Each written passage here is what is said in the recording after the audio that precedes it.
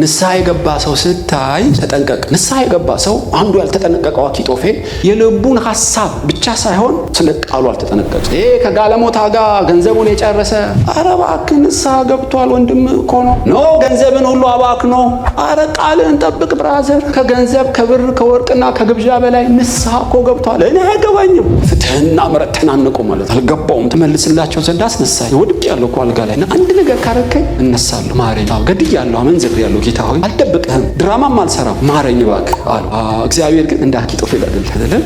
ካሜራ አንስቶ አያባዛም። የእግዚአብሔር ክብር ነገርን መሰወር ነው። ታውቃለህ፣ ንስሐ የገባ ሰው ሲገጥምህ ሐሳብህን ቃልና ድርጊትህን መጠንቀቅ አለብህ። ለምን? እግዚአብሔር ከኛ የተለየ ነው በምሕረት።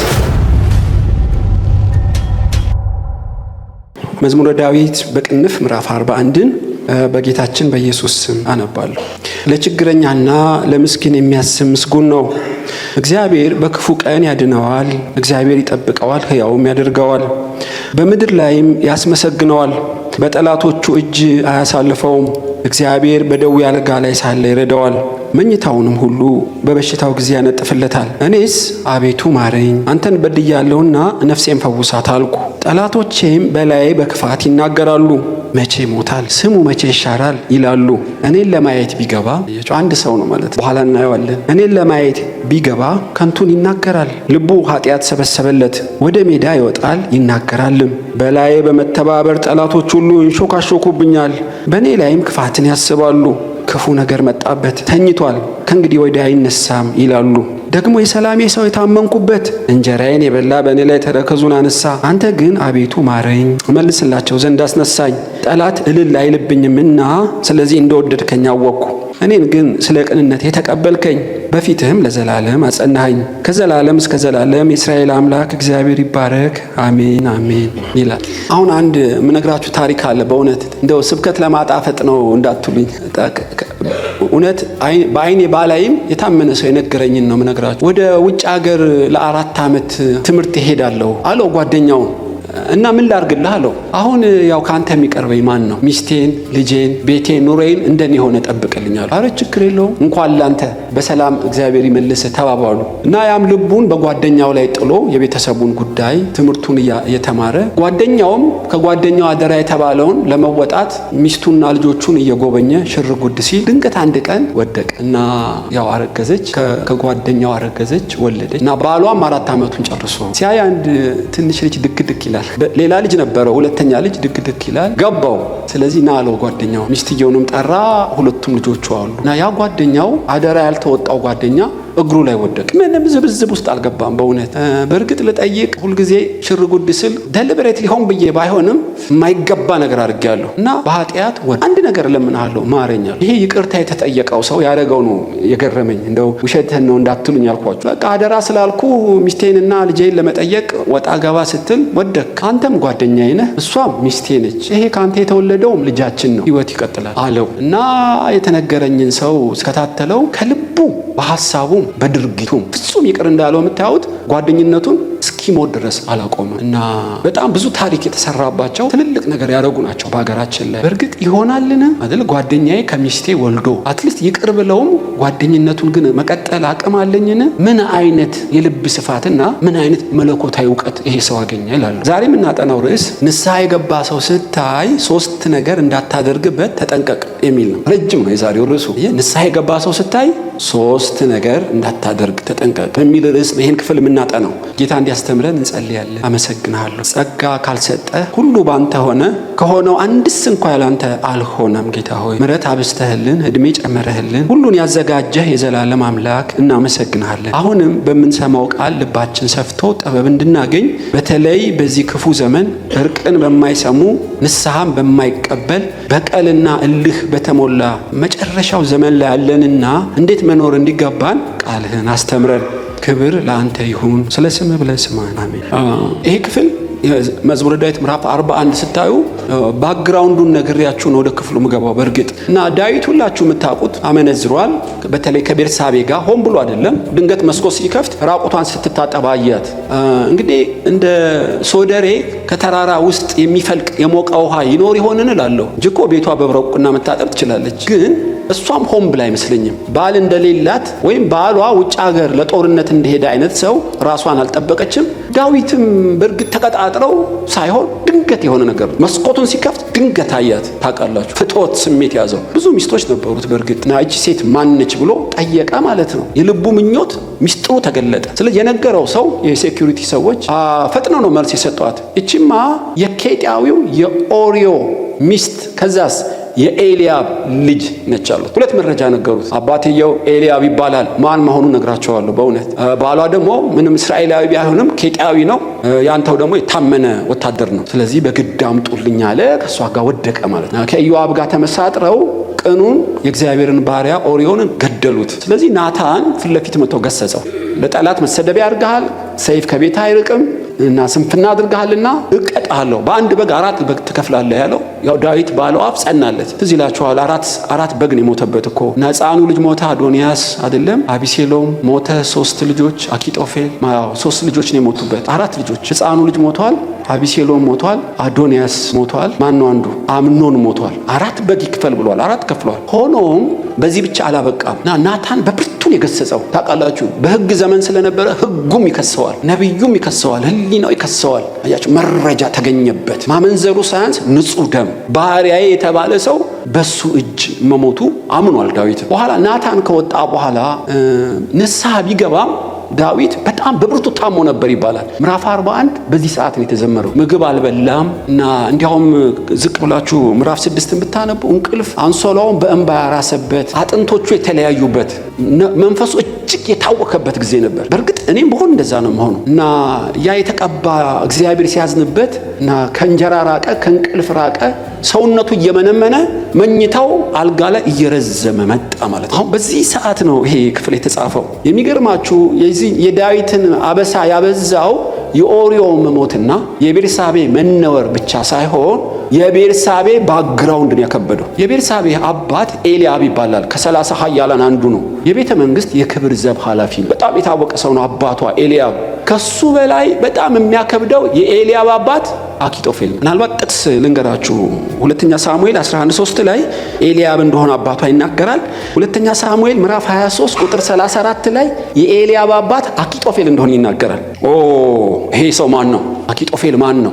የቤርሳቤ አያት አኪጦፌል ማን ነው? ተናገረ ማለት አኪጦፌል እግዚአብሔር ተናገረ ነው የተባለለት ነው ልላችሁ። የውስጥና የውጭ የሴኪሪቲ ኢሹ አኪጦፌል ሳያውቅ በእስራኤል ውስጥ ምንም እንቅስቃሴ የለም። በጣም የሚያስገርም አማካሪ ነው። እንዲያውም በ55:13 ላይ እኩያዬ ይለዋል። በአንድ ገበታ አብረን የበላን አንድ ልብ ያለንና ወዳጄ ይለዋል። በጣም ንግግሩን ደግሞ ሲችል ምዕራፍ 55 ቁጥር 21 ላይ አፉ ከቅቤ ይልቅ ከዘይት ይልቅ የለሰለሰ ይለዋል። በጣም አስገራሚ ሰው እና አኪጦፌል ከተናገረ እናንተ ማብራሪያም መድገምም አትችሉም። አንዴ ነው፣ ፍጹም ነው አኪጦፌል። ስለዚህ ፓርላማውን የሚመራው እንዲያውም ዳዊት በአኪጦፌል ጥላ ውስጥ ነው የሱ ስኬት። ታውቃላችሁ በእስራኤል 3 ኃያላን አሉ። አንዱ አሳፍ ነው በቤተ ክህነት ዝማሬ፣ በንግስና ዳዊት ነው። 3ኛው እንደ ኮከብ የሚቆጠረው አኪጦፌል። የቋጠረውን አትፈቱትም፣ የፈታውን አትቋጥሩትም። አስገራሚ ካውንስለር፣ ይሄ አድቫይዘር እንደሚሉት አይነት ሰው እና የሱ የልጅ ልጅ ነች ዳዊት የገጠማት ማለት የተገናኛት። ስለዚህ ቀላል ነው ሂስትሪው። ነገሩ ቢዳፈንም ናታን ሚስጥር ባይገልጥም ታውቃላችሁ ሊያሰክረው ፈልጎ ኦርዮ ደጋግሞ የተኛው በቤተ መንግስት በር ላይ ነው። አሰከረው ሄዶ ግን በቤተ መንግስት በር ላይ ተኛ። ዘበኞች አለቃ ማን ነው? ኤልያብ ነው። የየቀኑ ሪፖርት ይደርሰዋል ለማለት ነው። ስለዚህ ቤርሳቤ መጣች። እንደ ፊልም እኮ ልታዩት ትችላላችሁ። አባቴ ኤልያብ የሆነውን ታውቃለህ እንዴ? በእስራኤል ቤተ መንግስት ሰሞኑን ምን ሆነ? ያው ጦርነት አንዱን ይገላል፣ አንዱን ያድናል። ባልሽ ሞተ፣ ሶኋት ባልሽ ስለሞተ ደግሞ ራርቶ አየሽ አገባሽ ዳዊት። እንዲያውም ውለታውን ሳልከፍል አትቸኩል ኤልያብ አባቴ እና ባሌ የምወደው ባሌ ስለሞት አይደለም ያገባኝ። ተመልከት፣ ናታንን ጠይቀው ከፈለግ አስገድዱ ነው የደፈረኝ እና ንጉሥ አይታረስ ሰማይ አይታረስ ንጉሥ አይከሰስ ብሎ ነው እንዴ? የእንባ ጠባቂ የሴቶች መብት ስለሌለ ነው እንዴ? የምወደውን ባሌን ገሎ ኧረ እባክሽን በእውነት ነው የምልህ አባዬ አለችውን። ቃል በቃል ባይጻፍም እገምታለሁ ዳዊት የኔን ልጅ አነወረ ነው እንዴ የምትይኝ? አዎ ጉዳዩን ለኔ ተይዋላት። ስለዚህ ወደ ከፍተኛው ፍርድ ቤት አይሄድም ኤልያብ። ሰማይና ምድርን የሚያናጋ አባት አለው ኤልያብ። አኪጦፌል ጉዳይ ያለኝ አባቴ አኪጦፌል ምን ጉዳይ አለ? ልጄ ቤርሳቤ ምን እንደሆነ ሰሞኑን አልሰማህም? ሶኋት ከኔ የተሰወረ ምስጢር የለም። የሀገር ሁሉ ይሁን ከውጭ ሀገር የሆነ ሪፖርት ሁሉ ከጆሮ የሚያልፍ የለም። እኔ ምን ሆኗል? ንጉስ ነኝ ብሎ ታውቃለህ ገሏት ባሏን ገሎ እሷን እኮ አገባ። ኧረ እባክህ በእውነት ነው የምልህ አባዬ ለእኔ ተወው ጉዳዩ ሳይለው አልቀረም። ወዲያው እንዳይበቀለው ንጉስ ነው። ነገር ግን ዳዊት በዚህ ጉዳይ ኤልያብንም አኪጦፌልንም ይቅርታ ሳይጠይቅ አይቀርም። ለምን? በምዕራፍ 55 ላይ አፉ ከቅቤ ይልቅ አይደለም ከዘይት ይልቅ ለስልሶ በቃ አንተ ሰው አይደለም ሆን ብለህ እኮ አይደለም ይፈጠራል አንዳንዴ እንደዚህ ከዚህ ከሰራው ዝሙትና መግደል በላይ ለእስራኤል እኮ ውለታ ብዙ ነው። ችግር የለውም አይዞህ አታካብዶ ብሎት ይሆን እንዴ?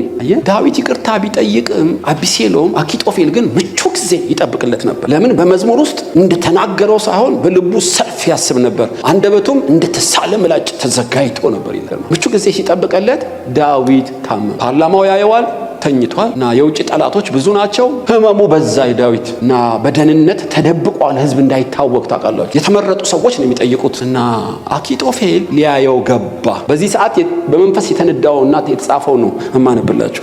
ምዕራፍ 41 ላይ ቁጥር 6 እኔን ለማየት ገባ ይላል። አሁን ታሪኩን ስለነገርኳችሁ ግልጽ ነው። ንጉስ ዳዊት ተነቃቃ። ዛሬ ሊጠይቅህ የመጣው ዋናው ወዳጅህ የጓዳህን ሚስጥር ሁሉ የሚያውቅ አኪጦፌል ሊጠይቅህ መጣሉት።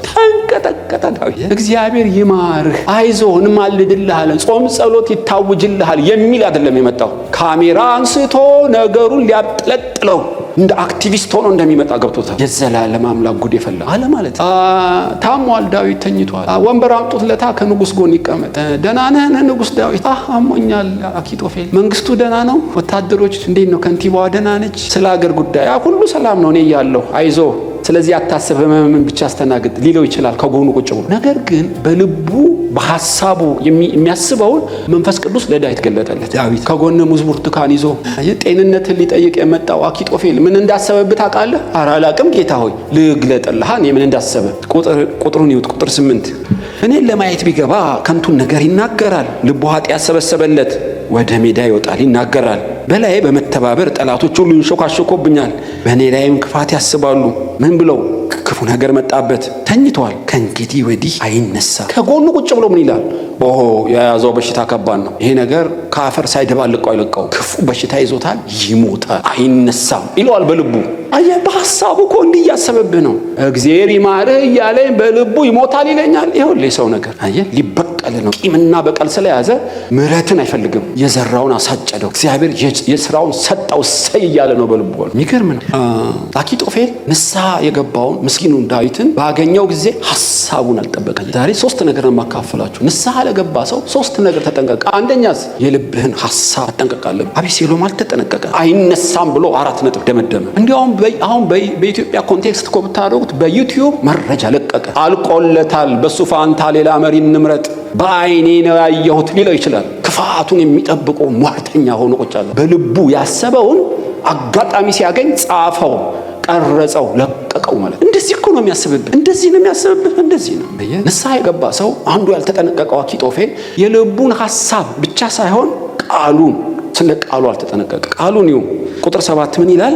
በላይ በመተባበር ጠላቶቼ ሁሉ ይንሾካሾኩብኛል፣ በእኔም ላይ ክፋት ያስባሉ። አየህ ወደ ሜዳ ይወጣል ይናገራልም። ከዳዊት ጎን ቁጭ ብሎ ማሰብ ብቻ አይደለም። ወደ ሜዳ እወጣለሁ በሹክሹክታ መረጃ አሰራጫለሁ። ሹክሹክታ ምንድነው? ያኔ እንግዲህ በማስንቆ በየጠጅ ቤቱ በየሰርግ ቤት በለቅሶ ቤት ሁሉ ዳዊት አልቆለታል የሚል ቴክስት አደርጋለሁ። እንደ ማለት እኮ ነው። አሁን ሳላጣራ አባዘዋለሁ። እንዲያውም ቀምሜ አጋንኜ አየህ መልእክት ትለቃለሁ። ለምን? እሱ ከሞተ ጠላት ይከቡናላ። ሌላ ንጉስ ለመሾም እንዲመች ከተማውን አውከዋለሁ። ወጥቼ እናገራለሁ። እንደ ካም የአባቱን ርቃና አይቶ እንደተናገረው ሄጄ እኔ ብቻ ላየው ያለውን የንጉሱን ገበና ካሜራ አነሳና አሳጠቤ ቴክስት አደርገዋለሁ፣ ለቀዋለሁ። አየህ ልጄ ዳዊት ማሰብ ብቻ መሰለ? በሹክሹክታ እናገራለሁ እኮ እያለ ነው። ወይኔ ጉዴ ፈላ ለማለት ነው ዳዊት። ቃሉን አልጠበቀም። ትዝ ይላችኋል ያ ታላቅ ልጅ ሉቃስ 13 ከጋለሞታ ጋር ገንዘቡን የጨረሰ ኧረ እባክህ ንስሐ ገብቷል ወንድም እኮ ነው። ኖ ገንዘብን ሁሉ አባክኖ ኧረ ቃልህን ጠብቅ ብራዘር። ከገንዘብ ከብር ከወርቅና ከግብዣ በላይ ንስሐ እኮ ገብቷል። እኔ አይገባኝም። ፍትህና ምሕረት ተናነቁ ማለት አልገባውም። ታላቅ ልጅ ሐናንያ ሳኦል እዛ አንድ ቤት ጾም ጸሎት ይዞ ንስሐ ገብቶ እየጮኸ ነው። ኧረ እባክህ ስንቱን እንደገደለ አንተ አታውቅም? አውቃለሁ፣ እኔ አውቃለሁ፣ ያለፈ በደሉንም አውቃለሁ። እስጢፋኖስን ቀጥቅጦ አይደል የገደለው? አንተ ነው የምትነግረኝ? ነገር ግን ንስሐ እየገባ እኮ ነው የምልህ። በጣም የሚገርም ነው። አንዳንዴ ቃሉን አልጠበቅ አኪጦፌል። እንደው ቃሉን ብቻ ይመስልሃል? ድርጊቱን ቁጭ ብሎ የነደፈልህን ድርጊት ልንገርህ። ምንድነው ድርጊቱ? ወጣና አደራጃለሁ፣ አሳድማለሁ፣ መፈንቅለ መንግስት አረግበታለሁ እያለ ከጎኔ ቁጭ ብሎ ሐሳብ ቃልና ድርጊት ቀረጸብኝ። እንዲህ ነው የሰው ልጅ ሁሉ ቀረጸብህ። አኪጦፌል የዳዊትን ሁሉ ስካን አድርጎት ወጣ።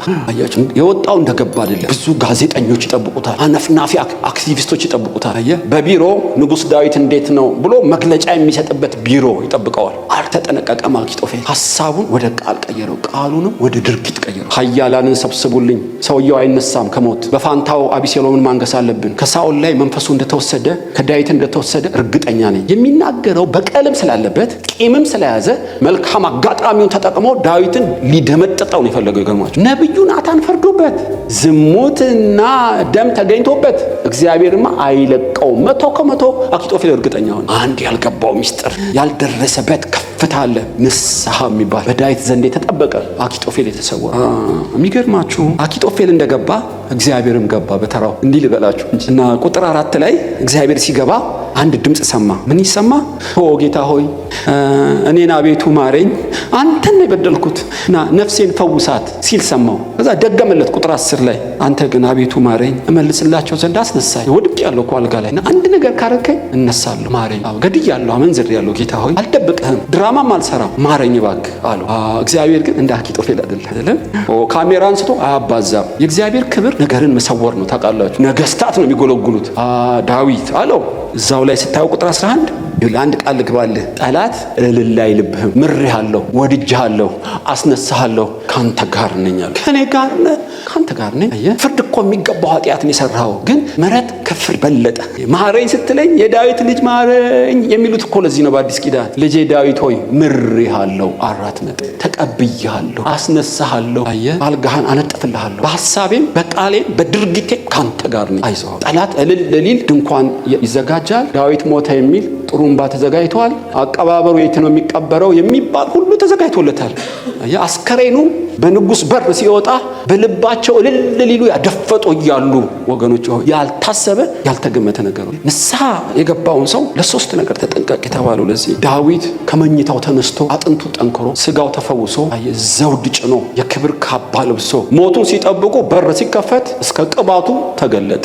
ኦ ሃሌሉያ! ምሕረቱ ለዘላለም የሆነ ኢየሱስ ይባረክ። ለዚህ ሁሉ ያበቃው ምንድነው ብትል አንድ ነው፣ ምሕረቱ ለዘላለም ነው። ንስሐ ለገባ ሰው ወገኖች፣ ቃየል እንደዚሁ ነው። አኪጦፌል አልጠበቀም፣ ሐሳቡን ያደራጀበትና ምክሩ ወደ ስንፍና ተለውጦ ታውቃላችሁ። በፓርላማ አሁን ምን እናርግ ያሰበውን እኮ ነው የተናገረውን አደረገው። አኪጦፌልን አነገሰበት በዳዊት ፋንታ። ዳዊት ባዶ እግሩን ተነስቶ ሲሮጥ እና ሁሉን ተወው፣ እግዚአብሔር ሆይ የአኪጦፌልን ምክር ብቻ ወደ ስንፍና ለውጥ ብሎ ሲጸልይ ሰማው። በጫካ እያለቀሰ በባዶ እግሩ ሰማው። ፓርላማው በሙሉ ከአኪጦፌል ጋር ከአዲሱ ንጉሥ ከአቢሴሎም ጋር ወገኑ። እግዚአብሔር ፓርላማ ውስጥ ገባ፣ ሊዋጋለት ጀመረ። ንስሐ ለገባው የሚዋጋ የሰማይ አምላክ። አንዱም እንደዛ አለ፣ አቢሴሎም አኪጦፌል ካንተ በላይ ምክር የሚሰጥ ማን ነው? ይኸው 10 ቁባቱን አሳፍሬዋለሁ፣ አዋርጄ ዝሙት ሰርቼ እና አሳድጄዋለሁ። ምን እንድናረግ ትመክራለህ አለው። 12,000 ሰው አሁን ስጠኝ፣ ንጉሱን አሳድጄ እመታዋለሁ። የክፋቱን ተመልከቱ። ለካ ሊጠይቀው የገባው ሞቱን ሽቶ ነው፣ መዳኑን አልነበር። እግዚአብሔር ምሮት ቢድን እንኳ እቀብረዋለሁ አለው። በቀል በውስጡ እንዳለ 12,000 ሰው ስጠኝ፣ ደክሞ ሳለ እመታዋለሁ፣ ዮርዳኖስን ሳይሻገር እቀብረዋለሁ አለው። ቂምና በቀል እንጂ ፍትህ እንዳልሆነ ነው። ነገር ግን አንድ ደካማ በተባለ የዳዊት ጓደኛ ኩሲ ይመስለኛል ስሙ፣ እጁን አወጣ። ለመጀመሪያ ጊዜ ከአኪጦፌል ተናግሮ የሱን ምክር ለመሻል የመጀመሪያ ጊዜ እጁን አወጣ። ፓርላማ ሁሉ ሲያየው የዳዊት ወዳጅ ነው። ሌላ ምክር አለኛል፣ ከአኪጦፌል የሚሻል ቃሉ መሬት ከማይወድቅ የሚሻል ምክር አለኝ፣ ተናገሪ። ዳዊት እንደምታውቁት በመከራ ሰዓት ልጆቹ እንደተነጠቀ በድብ መራራ ነው። እዚህ ጉድጓድ ነው ስትለው እዛ ነው የሚቀመጠው። ሰራዊት ሁሉ ያውቃሉ። የዳዊት ወታደሮች ቢሞቱ እንኳ የአቢሴሎም ወታደሮች ሞቱ የሚል ነው ዜናው የሚሆነው። እኔ የምመክረው ከዳን እስከ ቤርሳቤ ብሔራዊ ውትድርና ይመልመል፣ ይሰልጥን፣ ዝናብ እንደሚወርድ እንወርድበታለን። ለዳዊት ጊዜ ለመስጠት ብሎ ነው ይሄን ያደረገው። ገና ስንቅና ትጥቅ ሲባል እሱ ዮርዳኖስን ተሻግሮ ምሽግ እንዲገባ እኮ ነው። የስንፍና ምክር እኮ ነው የመከረው የዳዊት ጓደኛ። ከዳን እስከ ቤርሳቤ ወታደር መጥቶ ጠበንጃ ተገዝቶ ገና ስንት የአኪጦፌል ምክር እኮ ትክክል ነው እንዳለው አድርጎ ቢሆን ዮርዳኖስን ሳይሻገር ይቀብረው ነበር። መልካሚቱን የአኪጦፌል ምክር አይደለም እግዚአብሔር ፓርላማ ውስጥ ገባ አይደለም። ሰነፍና የዋህ የሚመስለውን የዳዊትን ወዳጅ ምክር ጥላ ጠላበት ነው የሚባለው። ሚዛን እንዲደፋ አደረገው። አዋቂ ነኝ የተባለው የሴረኛውን እንዳይሰሙ ጆሮአቸውን ደፈነው እግዚአብሔር። ኖ ዛሬ ከአኪጦፌል ምክር ይልቅ የዳዊት ወዳጅ የኩሲ ምክር ይሻላል አሉ። ፓርላማው በአንድ ድምፅ የአኪጦፌልን ምክር ጣሉበት። ይህም የዳዊት ጸሎትና የእግዚአብሔር ምሕረት እንደሆነ ታያላችሁ።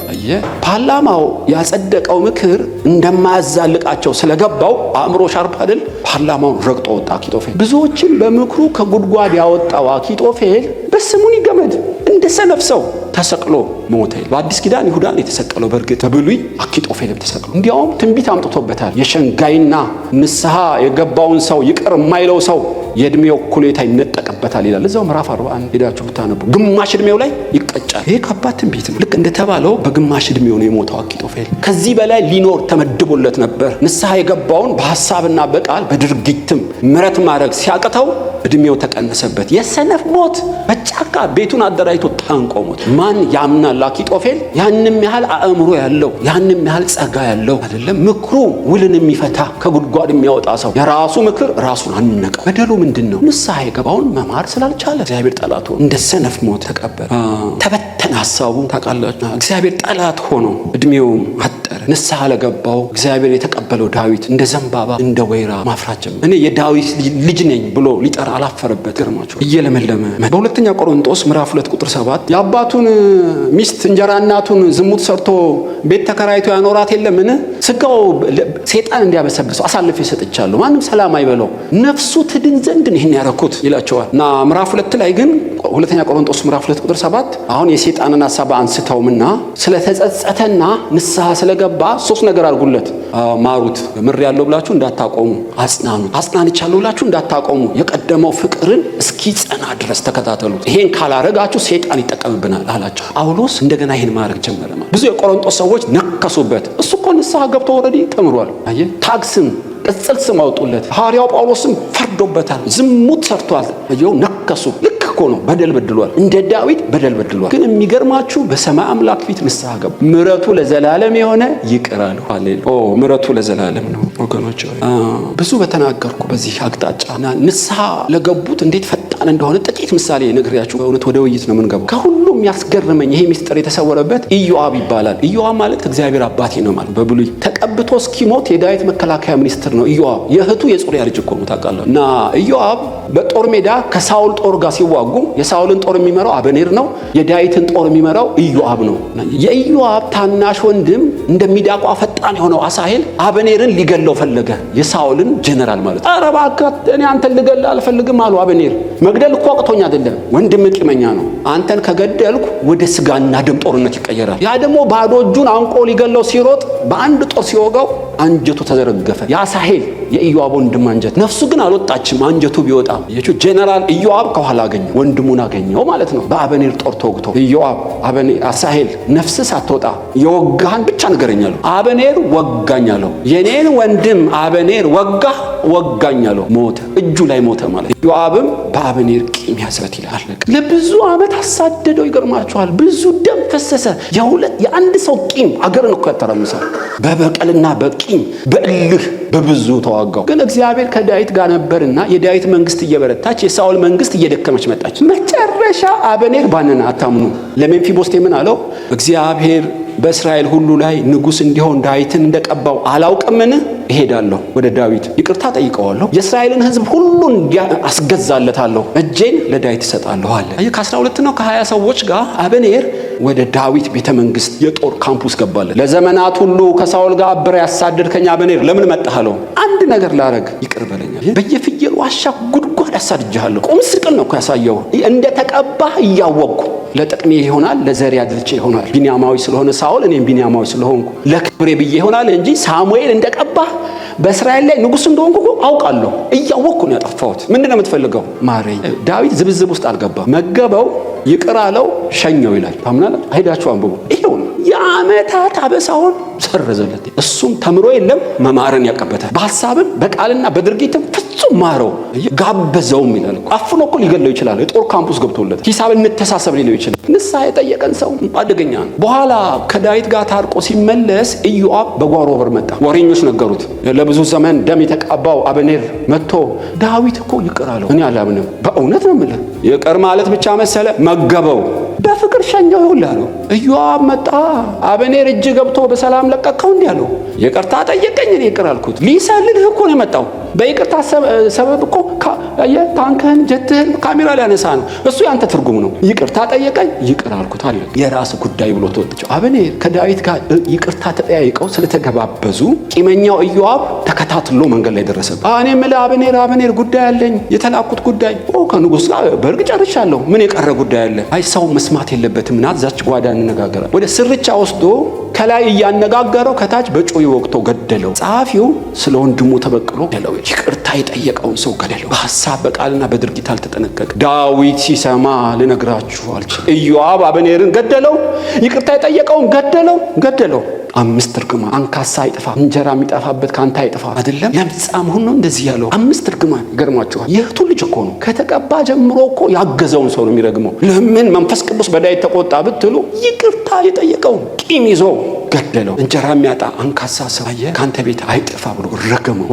ኢዮአብ ፍጻሜው ሄዳችሁ በቤተ መቅደስ ውስጥ ንጉሥ ሰለሞንን ይቅር በለኝ አለ። መሠዊያ ቀንድ ይዞ ይቅር አላልክምና ይቅር አትባልም ብሎ ገደለው። እንደ ውሻ ጉድጓድ ውስጥ ቀበረው። አገልግሎት እኮ አንደኛ ነው። ኢዮአብ መሰጠት ብሎ አንደኛ ነው። ከነከሰ ግን አይለቅም። ይቅርታ ብትጠይቀውም ይቅር ለማለት አቅም የለውም። ከዳዊት ጋር በየቀኑ የሰማይ ጥበብ እኮ እንደ ጡት እኮ የሚጠባ ሰው ነው ኢዮአብ። ከዳዊት እኮ መማር ነበረበት። ሳኦልን ይቅር ሲለው መማር ነበረበት። አበኔርን ይቅር ሲለው ከአገልግሎት በላይ ምሕረት ዋና እንደሆነ ሊገባው ይገባ ነበር። ቂም ያዘ፣ እልህ ውስጥ ገባ። እግዚአብሔር አላ ወገኖች ብዙ በእውነት በተናገሩ ነገር ግን ንስሐ የገባ ሰው ሲገጥምህ ሐሳብህን ቃልና ድርጊት መጠንቀቅ አለብህ። ለምን? እግዚአብሔር ከኛ የተለየ ነው በምሕረት። ንስሐ ከገባ ምሕረቱ ለዘላለም ነው። ምርምር ውስጥ እኮ አይገባም። ስለ አንተ እኮ ኃጢአት ኢየሱስ ዋጋ ስለከፈለ ንስሐ ብቻ ከገባ ከሩቅ አየው አባትየው ገንዘቡን ከጋለሞታ ጨርሶ የአሳማ ሳማ የሚሸት የራሱ ጉዳይ አላለም። ሮጦ እስከ ድካሙ አቀፍ። ቀለበት አምጡልኝ፣ ግብዣ ነው፣ ልብስ ቀይሩልኝ።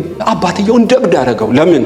ንስሐ ገባ። በሰማይና በምድር በድያለሁ፣ ልጅ ልባል አይገባኝም። ገና ያኔ ነው ንስሐ እኮ የገባው። ታላቁ ልጅ የንስሐ ጉልበት አልገባው፣ የንስሐ ምስጢር አልገባው። እሱ መረጃ ነው፣ ማስረጃ ነው። በሰማይ አምላክ መልአክ ደስ የሚላቸው ሰማይ በደስታ ኮንፈረንስ ውስጥ የሚገባው ሰው ንስሐ ሲገባ እንደሆን አላወቅ። ከዚህ ይላችኋል። በጌታ በስተቀኝ የተሰቀለው ይመስለኛል። በመስቀል እኮ የሚሰቀል ተራ ወንጀል የሰራ አይደለም። ሰው የገደለ በጣም ሀገርን ያመሰ ሰው ነው። በጣም ብዙ አስቸጋሪ። እናቱ ትጸልይለት፣ አባቱ ይሁን አላውቅም። አንድ ሰው የሚረዳው ግን አለ። ደሙ እግሩ ሁሉ ተቆርጧል እኮ። ደሙ ጠብ ጠብ እያለች ድንገት እኔ ስላደረግኩት ነው የምቀጣው፣ አንተ ንጉሥና መንግስት አለ ስትመጣ አስበኛለሁ። አለቅ ዛሬ ከእኔ ጋር በገነት ትሆናል። እንደ ሰው ስትመራመር ኖ ይሄማ ቤቴን አቃጥሎ ልጄን ደፍሮ ይሄማ እንዴት መንግስተ ሰማያውን ይገባል ብትል ሰማይ ይስቅብሃል። ንስሐ ስትገባ ምሕረቱ ለዘላለም። የሚገርም ምን እግዚአብሔር ምሕረት ወገኖች። የዛሬው ርዕስ ንስሐ የጠየቀ ሰው አለ ወይም ንስሐ የገባ ሰው አይተሃል?